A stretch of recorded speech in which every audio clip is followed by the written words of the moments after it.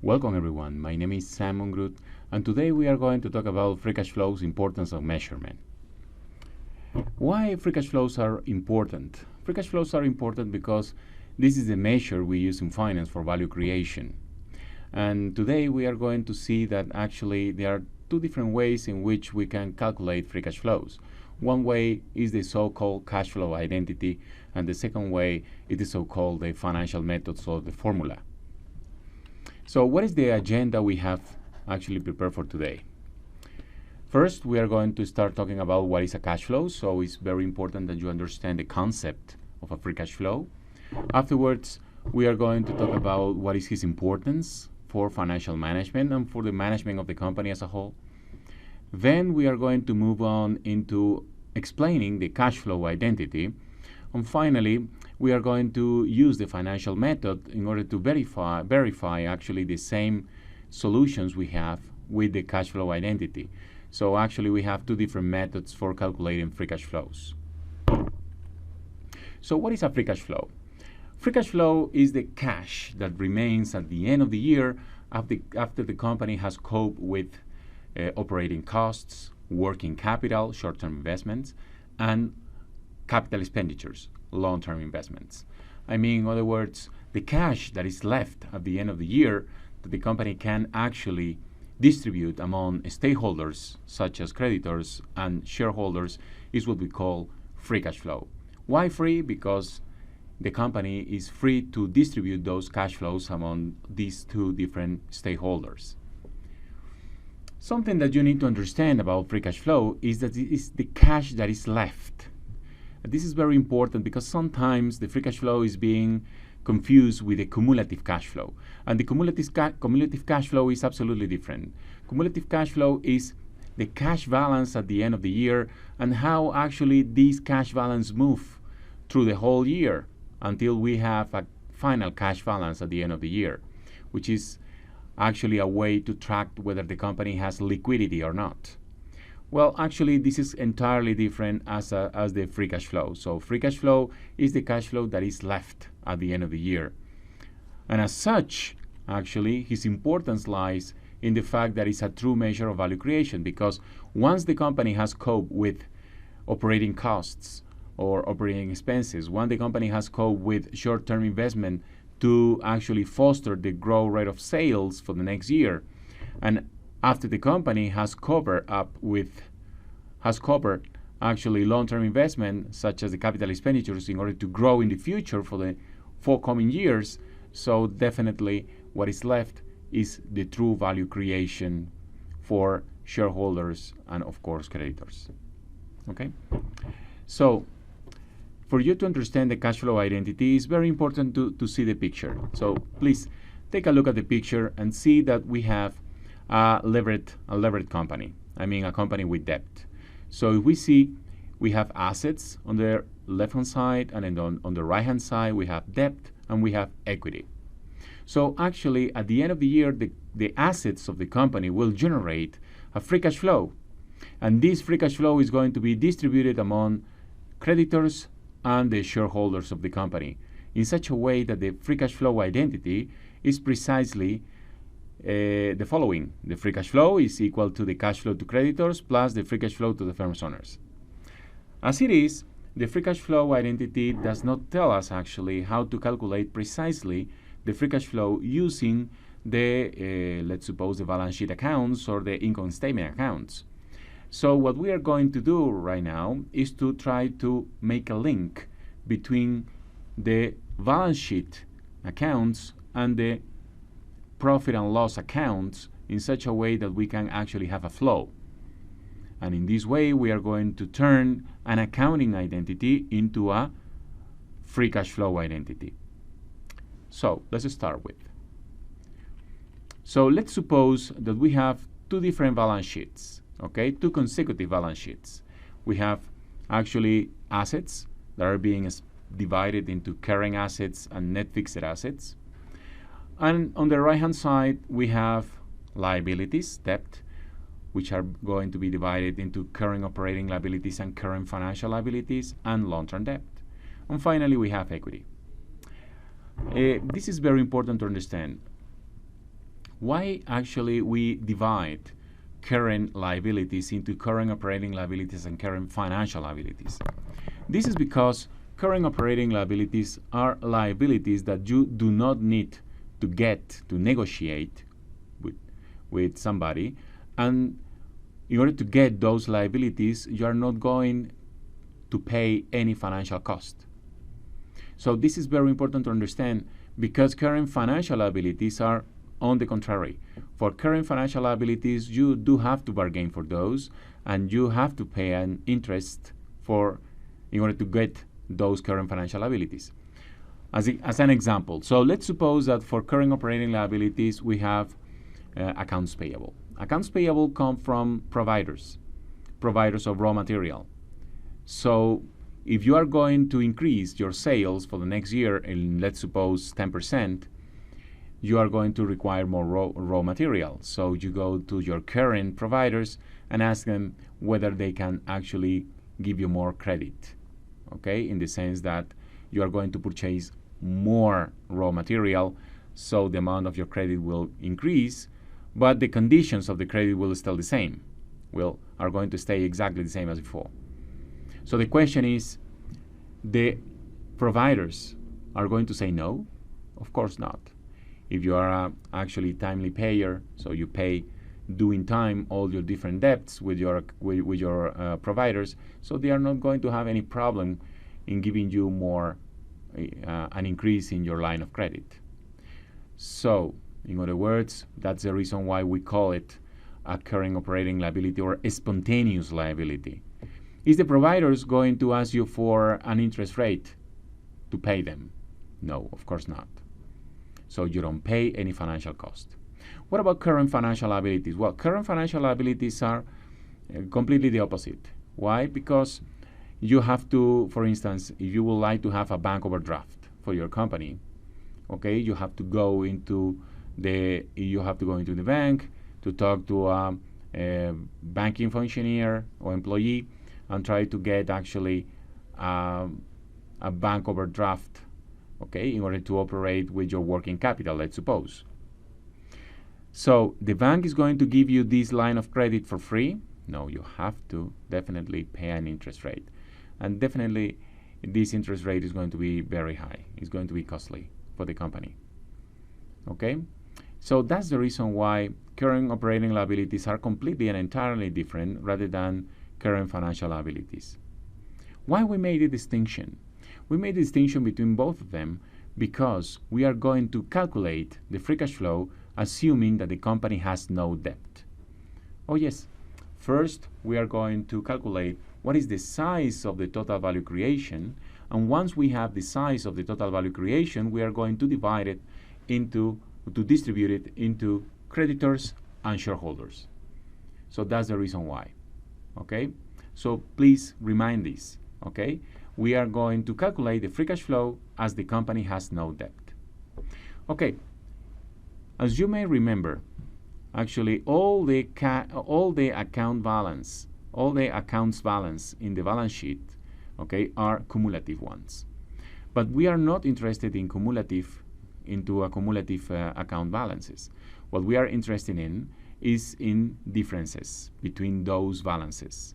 So that's the reason why we subtract the current account balance for, let's suppose, year 2016 minus the current account balance from the year 2015, and then we get the delta. So the delta means what? Means the change in current account. Still, this final, as you could see, this final equation is still an accounting identity. Okay, so let's move on into a financial identity. In order to do so, we are going to connect this accounting identity, balance sheet identity, with the profit and loss statement through the change in equity. Well, what happened with equity? Well, actually, equity is being built by social capital, common stock, if the company quotes in the market, social capital plus what? Plus retained earnings. Okay? These are the two main accounts of equity. So the point is, whenever you actually get a net income at the end of the year, so what do you do? What do you do with the net income? Well, what the company usually does is to split or to divide or to distribute this net income in two different destinations. The first, shareholders, common shareholders or preferred shareholders, and to plug back this part of the net income as a returned earnings into the company. Okay, so there are two different destinations for the net income. And something that you need to remember is that we have two different types of shareholders. So we have common shareholders and we have preferred shareholders. What's the difference between both of them? Well, common shareholders, they have the right to vote in the company and to make decisions, actually investment decisions and financing decisions into the company. But they are not going to have a guarantee dividend at the end of the year or with a certain frequency. What about preferred shareholders? Well, preferred shareholders, they do not have the right to vote, but still they will going to receive a certain dividend for which the company is being committed to distribute. Okay? Well, let's move on. So let's make a connection between the balance sheet and the profit and loss statement. As I said, we are going to make the connection through the change in equity. So if you pay attention here, the change in equity is equal to the change in social capital plus the change in returned earnings. Okay? But the change in returned earnings is net income minus dividends. Yes, because whatever you do not distribute to shareholders are going to be plowed back into the company. Okay? So actually, the change in equity could be actually rewritten in the following way, can be written in the following way. So if you pay attention here, so is the change in social capital plus the net income minus dividends. So instead of writing here the change in equity, we are going to plow back this equation, or equivalence, into the previous equation. So then we have the last equation. So as you pay attention here in the last equation, we just plow back this equivalence here. Still, we can go one step further, because net income, okay, as we see here, is the result of the operations of the company. And without loss of generality, actually, we might think that the operations of the company can be split actually in the following way: sales minus the cost of goods sold minus depreciation minus interest minus taxes in monetary units. So here I'm actually not considering administrative and sale costs, extraordinary expenses, financial expenses, and well, financial expenses, yes, in the way of interest, but perhaps I'm not considering many different accounts that a profit and loss account is including. This is the reason why I have said that this is without loss of generality, because the fact that we include those accounts are not going to change the result at which we are going to arrive. Okay? So this is still an accounting identity. So in order to actually give the form of a financial identity, cash flow identity, what we need to do is to remember what we have said at the beginning, that the free cash flow that the company generates at the end of the year is going to be divided in two different parts. The first one is going to be cash flow to creditors. The second one is going to be free cash flow to the firm's owners. So now let's wear the shoes of a creditor. So what the creditor actually receives. So if you pay attention here, the creditor actually receives this. Whenever the creditor actually lends some money to the company, he will receive interests. There you go. These are the interests the creditor is going to receive. Minus what? Minus the short-term debt and long-term debt he's going to give away to the company. So this is the cash flow that the creditor is going to receive. Now let's move on from the point of view to the shareholder. So what is going to happen for the shareholder? The shareholder is going to receive dividends from the company, and is to give away what? Capital to the company. Okay? So this is what we are going to have. So this is the cash flow to creditors, and this is the free cash flow to the firm's owners. So we have to cancel all the corresponding variables in the previous equations that yields this result. So what is going to be left on the right-hand side? Well, on the right-hand side, we are going to have sales minus the cost of goods sold minus taxes, and this is what is being called operating cash flow. Well, the operating cash flow is extremely important because the operating cash flow is a kind of the red alert on whether the business model of the company actually works out or not. If the operating cash flow is constantly negative or systematically negative, so it means that the business model of the company does not work out, does not generate any profit at all. Okay, so it's a red alert indicator. What else do we have? Well, we have the change in net operating working capital, because it's the difference between the change in current assets minus the change in current operating liabilities. And here you have to pay attention to something, to the fact that we are excluding current financial liabilities. We are only including current operating liabilities. Why? Remember what I told you. What is the golden rule in calculating the free cash flow? That we are assuming that the company has no debt. So we have to be consistent. So in this way, we do not include debt, we do not include debt. And we do not include debt also in the last term. So what is the last term anyway? The last term is the term that is being called capital expenditures. So capital expenditures are long-term investments for the company that are according to a certain strategic plan that the company has in order to grow for the future. So actually, this is sometimes is being called capital budgeting. Well, but capital budgeting deals actually with the next year, but or maybe in coming years too. Also, that depends on the time span the financial manager is considering.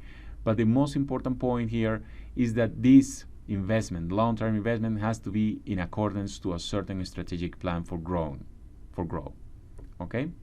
How we can calculate this capital expenditure? Well, capital expenditure is the change in net fixed assets. Please pay attention to the fact that fixed asset has been actually subtracted from cumulated depreciation.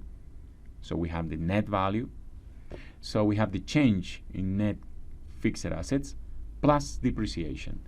Why we do so, Sam? Because let's suppose that the company actually purchased a certain machinery at the beginning of the year.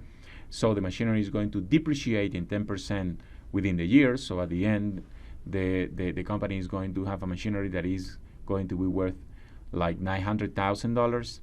But $900,000 was the original amount that the company actually spent or invested? No. What was the original amount? Well, the final value, the final depreciated value plus the depreciation, which at the end turns out to be $1 million. Well, this is what is being called the cash flow identity. Okay? Another important point to remember is the fact that the operating cash flow is being calculated with taxes in monetary units. So this is very important. Why? Because sometimes people tend to think, hey, because we calculate operating cash flows such as sales minus the cost of goods sold minus taxes, so it seems like we do not include any depreciation here. But this is not true. Operating cash flow means that we have to subtract depreciation and then add up the depreciation, and if we have amortization, the same. And why so? Because depreciation and amortizations are not real cash flows. Okay, so we have to actually cancel their effect. The fact that we first subtract the depreciation here and then add up the depreciation seemed like here there was no depreciation originally, but this is not true. Okay, what we did actually was to cancel out the effect of depreciation and amortization here. So let's move on to a practice exercise in order to understand better the concepts. So this is the case Escargot. Okay, so it's a company that actually a Peruvian company that operates in Peru and exports cans of escargots to different countries in Europe. So we are being provided with the balance sheet for the company for December 2006 and 2007, and also with the income statement for the year 2007. And the questions are first to calculate the cash flow identity, and second to interpret the results we have. So we are going to use the cash flow identity in order to do so. Okay, so we just write down here.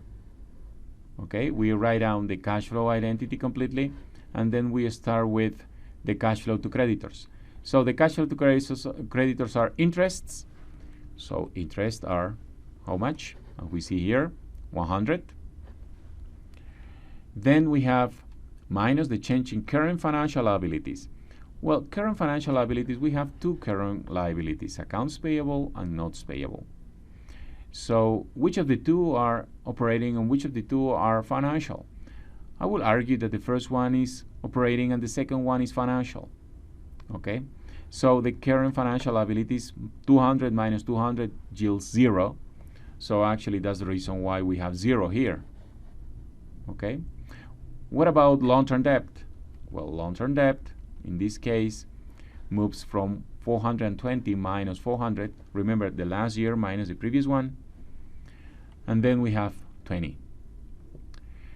So the total amount of cash flow to creditors amounts to $80 million. So let's move on to the free cash flow to the firm's owners. Well, the free cash flow to the firm's owners starts with dividends. Those dividends should be common dividends, not preferred dividends, but common dividends. So if we move on here, okay, we don't say anything of having preferred dividends, so we could consider actually all the amount of dividends as being common dividends. So this is equal to 80. There you go, 80. Then we have the change in social capital. So the change in social capital is 60 minus 50 is 10. Okay, this is what we have. So the free cash flow to the firm's owners amounts to be $70 million. So the sum of the two is $150 million. So in other words, okay, we should actually have exactly the same amount on the right-hand side using the identity, the cash flow identity. So the free cash flow of the company is equal to the operating cash flow minus the change in net operating working capital minus capital expenditures. So let's go to operating cash flow. So the operating cash flow is equal to what? So first we go to sales minus the cost of goods sold, 1,400, minus taxes directly, 200. So the operating cash flow amounts to be $400 million. Then we go into calculating the change in net operating working capital. So the change in net operating working capital is going to be equal to current assets. And here is very important to remember this. Some authors actually say that because we are calculating the free cash flow, we should exclude cash from the calculation, because that will be like a double counting. But this is not true. And this is not true because unless this cash is in the pocket of shareholders, okay, the fact that the cash is being invested in the company, okay, in other words, is in the company as a way of being cash, okay, so it means that it has an opportunity cost and it is an investment. So you should consider the full amount of current assets. So you have current assets, which is 700 million minus 600 million, so we have 100 million. Okay, and from these two, the only operating current operating liability is accounts payable, and this is 150 minus 100 is 50. So 100 minus 50 is 50. So the investment, the short-term investment of the company in order to actually support the growth rate in sales is $50 million. Let's move on to capital expenditures. So capital expenditures are equal to fixed assets. As you pay attention here, these are net values. So it's 500 minus 400. Okay, so the difference between both of them is 100. okay? And then you have to add up the current depreciation of the year, which is also 100. So at the end, you are going to end up with 200. So at the end, 400 minus 50 minus 200 is 150. And this is precisely the amount of free cash flow that the company has generated in year 2007. So now, let's interpret the results. So first, what is the free cash flow? The company, okay, has created value in an amount of $150 million during the last year, 2007, okay? And this $150 million is the money that is being left, the cash that is being left after the company has coped with operating cash flow of $400 million, has covered short-term investment to support the growth rate in sales of $50 million, and has covered capital expenditures in order to support long-term growth, which is $200 million.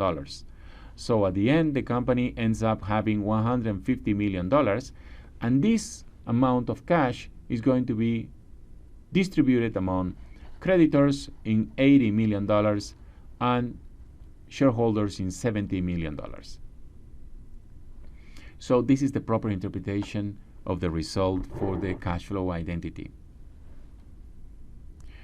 Hey Sam, if there is another way in which we can actually calculate the cash flow, the free cash flow for the company. Yes, there is another way, that is the so-called financial method. Well, the financial method is the right-hand side of the cash flow identity, but with a certain detail. The detail is that we are going to consider actually the income tax rate as being a percentage instead of being a tax rate in monetary units. So if we consider actually the income tax rate that the company has to pay, okay, as a percentage instead of being a tax rate in monetary units, so this could be the operating cash flow should be written in the following way: earnings before interest and taxes times 1 minus t, and this result is sometimes being called the net operating profit less adjusted taxes, NOPAT, plus depreciation. And when we add up depreciation, the first two terms is what is being called operating cash flow. Okay, please pay attention to the fact that this small t, okay, represents actually the taxes that the company would have paid if the company has no debt. And this is extremely important because you always have to remember the golden rule in estimating free cash flow. We have to assume that the company has no debt. So accordingly, we have to calculate what is the tax rate, the income tax rate that the company would have paid if the company has no debt. Hey Sam, how we can calculate this? Well, one way to do that is by dividing the taxes in monetary units by the EBIT, by the earnings before interest and taxes. Okay, of course this is an approximation because we are not considering all the different tax shields and fiscal gains that the company might have in order to get the $200 million that the company had to pay in taxes. But still, it's an approximation that works out. Okay, plus depreciation, which is 100, and then we write down the change in net operating working capital and the capex. And at the end, we have $150 million as a free cash flow. Well, we should get exactly the same value. Okay, there is no possibility to get a different value. So if we got a different value, so it means that we made a mistake somewhere in the process. Okay, so then a natural question will be, hey, it is possible to calculate the free cash flow to the firm's owners, okay, directly also through a formula. Yes, it is possible to do so. But in order to do so, what we have to do is to remember that the free cash flow to the firm's owners should be equal to the free cash flow minus the cash flow to creditors, right? Well, so in this case, the cash flow to creditors can be actually calculated as interest minus short-term loans that the creditor actually provides to the company and long-term loans that the creditor provides to the company. These short-term loans and long-term loans okay, that the creditor actually lends to the company, could be divided or classified in two different accounts: principal repayments and new debt issues. When we say that actually we are dealing with a principal repayment, we are dealing with a principal repayment whenever the company repays debt from one year to another. So for instance, let's suppose that in the original balance sheet, the notes payable went down from 200 to 170. What this would mean? Well, the meaning of this is that that the company is paying back to creditors, okay, the capital to creditors in an amount of $30 million, which is the difference. 170 minus 200 is minus $30 million. But the fact that it's minus, it means that it's a principal repayment. So you shouldn't actually write down here, okay, like minus 30 million. It is enough to write down minus 30 million, because the first minus actually characterizes this $30 million as a principal repayment.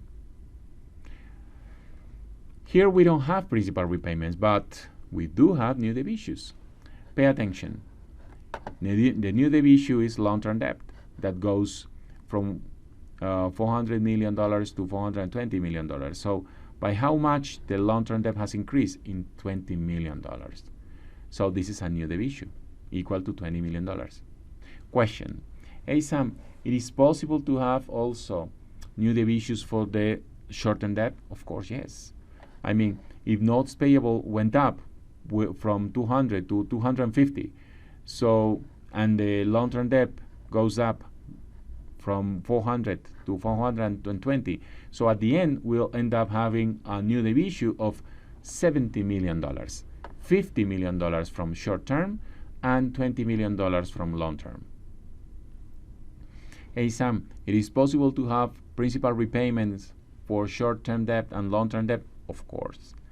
If the long-term debt wouldn't actually went down from 400 to $350 million, so we should have actually $50 million as a principal repayment.